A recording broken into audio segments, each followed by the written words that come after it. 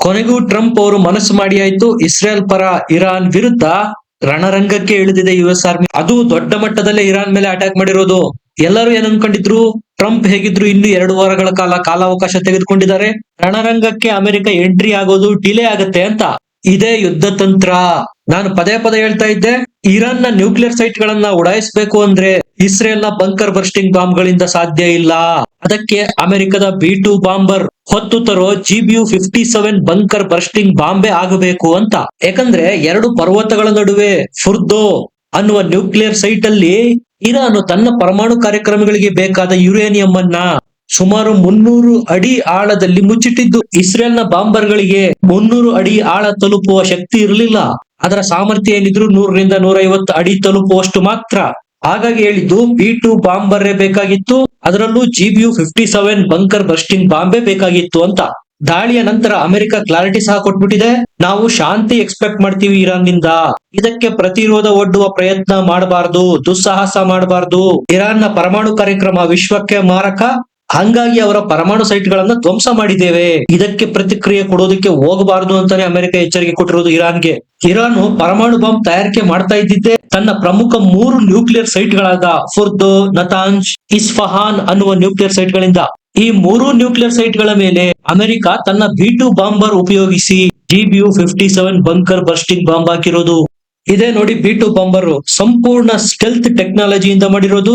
Radar ಕಣ್ಣಿಗೆ ಬೀಳದೆ ಶತ್ರು ದೇಶದ ದಿಕ್ಕು ತಪ್ಪಿಸಿ ಅಟ್ಯಾಕ್ ಮಾಡುವ ಕೆಪಬಿಲಿಟಿ ಇದೆ. ಅಮೆರಿಕ ಹೇಳಿಕೊಳ್ಳುವ ರೀತಿ ಯಾವುದೇ ಏರ್ ಡಿಫೆನ್ಸ್ ನಿಂದ ಇದರ ಕೂದಲನ್ನು ಕೊಂಕಿಸೋದಿಕ್ಕೆ ಸಾಧ್ಯ ಇಲ್ಲ.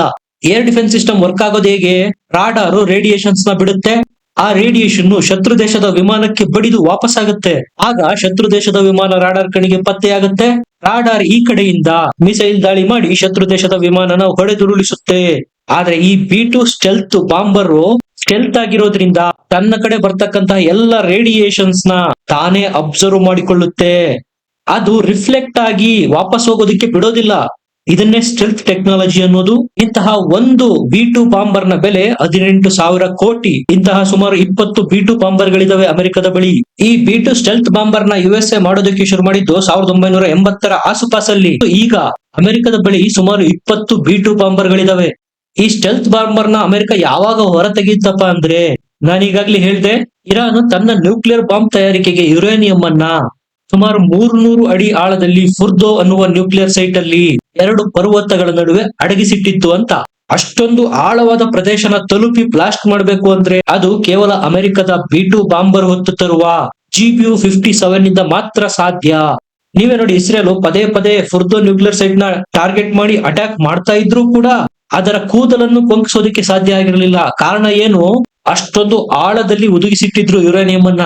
ಹಾಗಾಗಿ ಇಸ್ರೇಲ್ ರಿಕ್ವೆಸ್ಟ್ ಮಾಡ್ಕೊಂಡಿತ್ತು ಅಮೆರಿಕಕ್ಕೆ, B2 ಬಾಂಬರೇ ಬೇಕು, GBU-57 ಬೇಕು ಅಂತ.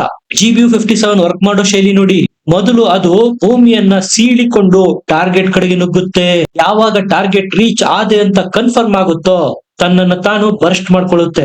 ಈ GBU-57 ಬಂಕರ್ ಬರ್ಸ್ಟಿಂಗ್ ಬಾಂಬ್ ಹಾಕೋದಿಕ್ಕೆ B2 ಬಾಂಬರ್ ನ ಯೂಸ್ ಮಾಡ್ತಾರೆ. ಈ B2 ಬಾಂಬರ್ ಒಮ್ಮೆ ಟೇಕ್ ಆಫ್ ಆಯ್ತು ಅಂದ್ರೆ ಅದರ ಸುತ್ತ 4 US ನೇವಿಯ ಫೈಟರ್ ಜೆಟ್ ಗಳು ಕವರ್ ಕೊಡುತ್ತೆ.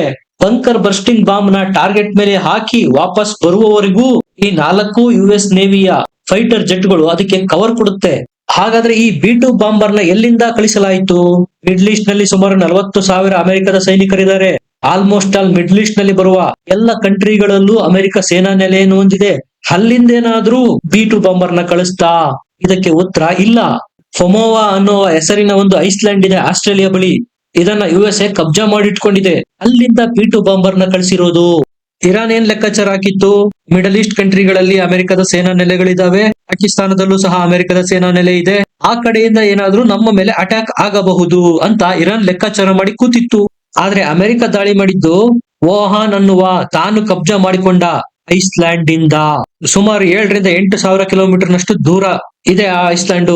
ನೀವು ಕೇಳಬಹುದು, ಅಮೆರಿಕ 2 ವಾರಗಳ ಕಾಲಾವಕಾಶ ತೆಗೆದುಕೊಂಡಿತ್ತು, ಅದೇಗೆ 2 ದಿವಸದಲ್ಲಿ ಇರಾನ್ ಮೇಲೆ ದಾಳಿ ಮಾಡ್ತು ಅಂತ. ಅದಕ್ಕೆ ಕಾರಣನೂ ಇದೆ. ಸ್ಯಾಟಲೈಟ್ ಇಮೇಜ್ ಗಳಿಂದ ಗೊತ್ತಾಗಿದೆ, ಇರಾನ್ ಫುರ್ದೋ ನ್ಯೂಕ್ಲಿಯರ್ ಸೈಟ್ ಅಲ್ಲಿ ಇಟ್ಟಿದ್ದ ಪರಮಾಣು ಶಸ್ತ್ರಾಸ್ತ್ರಗಳನ್ನ ಬೇರೆ ಕಡೆಗೆ ಶಿಫ್ಟ್ ಮಾಡೋದಕ್ಕೆ ಪ್ರಯತ್ನ ನಡೆಸಿತ್ತು.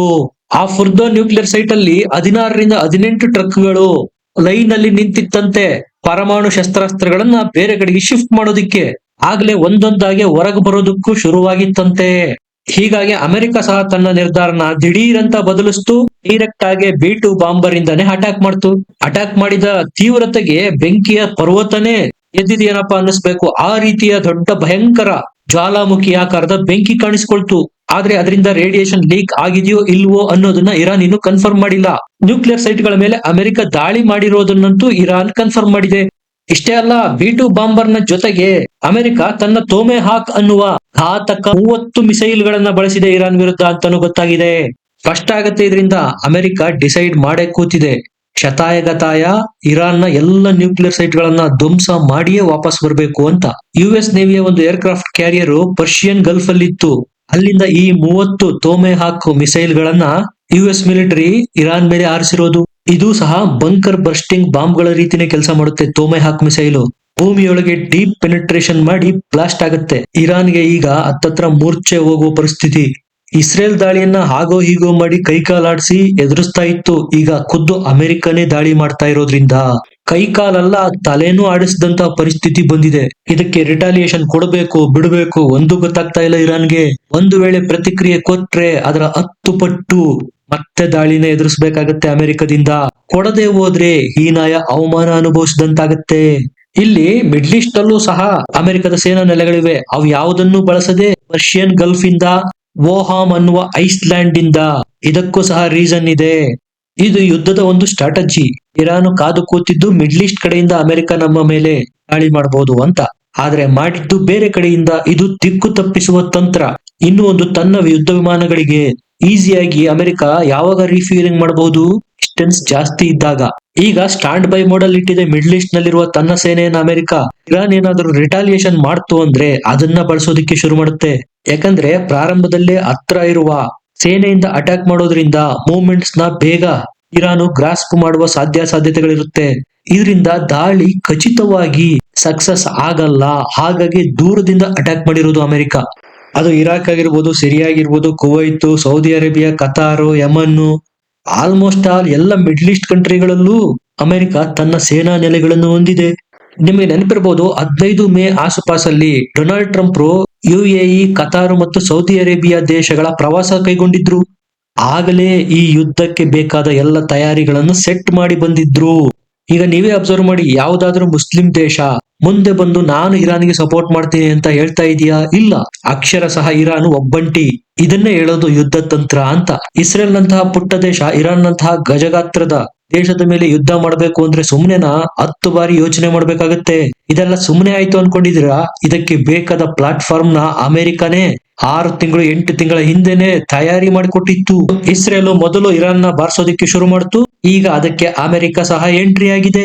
ಯಾವಾಗ ಇರಾನ್ ತನ್ನ ನ್ಯೂಕ್ಲಿಯರ್ ಪ್ರೋಗ್ರಾಮ್ ನ ಬೇರೆ ಕಡೆ ಶಿಫ್ಟ್ ಮಾಡೋದಕ್ಕೆ ಮೂವ್ಮೆಂಟ್ಸ್ ಅಮೆರಿಕದ ಗಮನಕ್ಕೆ ಬಂತು, ಆಗ ಅಮೆರಿಕ ಸಹ ಎಂಟ್ರಿ ಆಯ್ತು. ಅನಿವಾರ್ಯ ಇದು. ನಾನೀಗಾಗ್ಲೇ ಹೇಳಿದೆ ನಿಮಗೆ, ಮಿಡ್ಲ್ ಈಸ್ಟ್ ಅಲ್ಲಿ ಸುಮಾರು 50,000 ಅಮೆರಿಕದ ಸೈನಿಕರಿದ್ದಾರೆ ಅಂತ. ಈಗ ಅಮೆರಿಕಗೆ ಟೆನ್ಷನ್ ಏನಪ್ಪಾ ಅಂದ್ರೆ ಇರಾನ್ ರಿಟಾಲಿಯೇಷನ್ ಮಾಡದೇ ಇರಬಹುದು. ಇರಾನ್ ಡೈರೆಕ್ಟ್ ಆಗಿ ಅಮೆರಿಕದ ಪಂಗ ತೆಗೆದುಕೊಳ್ಳುವ ಯೋಚನೆ ಮಾಡದೇ ಇರಬಹುದು. ಆದರೆ ಉಗ್ರಗಾಮಿ ಸಂಘಟನೆ ಮೂಲಕ, ಉದಾಹರಣೆ ಹೌತಿ, ಅದರ ಮೂಲಕ ಪ್ರಾಕ್ಸಿ ವಾರ್ ಶುರು ಮಾಡಬಹುದು. ಅಮೆರಿಕದ ಸೈನಿಕರನ್ನ ಟಾರ್ಗೆಟ್ ಮಾಡಬಹುದು. ಇದು ಅಮೆರಿಕಕ್ಕೆ ಈಗ ಟೆನ್ಷನ್ ಶುರುವಾಗಿರೋದು. ಅಂದ್ರೆ ಇರಾನ್ ಈಗ ಅಮೆರಿಕದ ಮೇಲೆ ತನ್ನ ಫೈಟರ್ ಜೆಟ್ ಗಳಿಂದ, ಮಿಲಿಟರಿ ಡ್ರೋನ್ ಗಳಿಂದ, ಮಿಸೈಲ್ ಗಳಿಂದ ದಾಳಿ ಮಾಡೋ ದುಸ್ಸಾಹಸಕ್ಕಂತೂ ಹೋಗಲ್ಲ. ಹೌತಿಗೆ ಸಪೋರ್ಟ್ ಮಾಡುವ ಮೂಲಕ ಪ್ರಾಕ್ಸಿ ವಾರ್ ಅಂತೂ ಮಾಡೇ ಮಾಡುತ್ತೆ. ಹೌತಿ ಏನಾದ್ರೂ ಇದರಲ್ಲಿ ಎಂಟ್ರಿ ಆಯ್ತು ಅಂದ್ರೆ ನಿಮ್ಗಾಗ್ಲೇ ಗೊತ್ತಿರ್ಬೋದು, ಸೌದಿ ಅರೇಬಿಯಾ ಮತ್ತು ಹೌತಿ ನಡುವೆ ಆಗಾಗ ತಿಕ್ಕಾಟಗಳಾಗ್ತಾ ಇರುತ್ತೆ. ಇದು ಬೈಪೋಲಾರ್ ವಾರ್ ಇಂದ ಮಲ್ಟಿಪೋಲಾರ್ ಅಂದ್ರೆ ವಿವಿಧ ದೇಶಗಳನ್ನೊಳಗೊಂಡ ರಣಾಂಗಣವಾಗೂ ಸಹ ಬದಲಾಗಬಹುದು. ಅಂದ್ರೆ 3ನೇ ವಿಶ್ವ ಯುದ್ಧ. ನಿಮ್ಗೇನ್ ಅನ್ಸುತ್ತೆ? ಕಮೆಂಟ್ ಮಾಡಿ, ಲೈಕ್ ಮಾಡಿ, ಚಾನಲ್ ನ ಸಬ್ಸ್ಕ್ರೈಬ್ ಮಾಡಿ. ಮತ್ತೆ ಸಿಗೋಣ. ನಮಸ್ಕಾರ.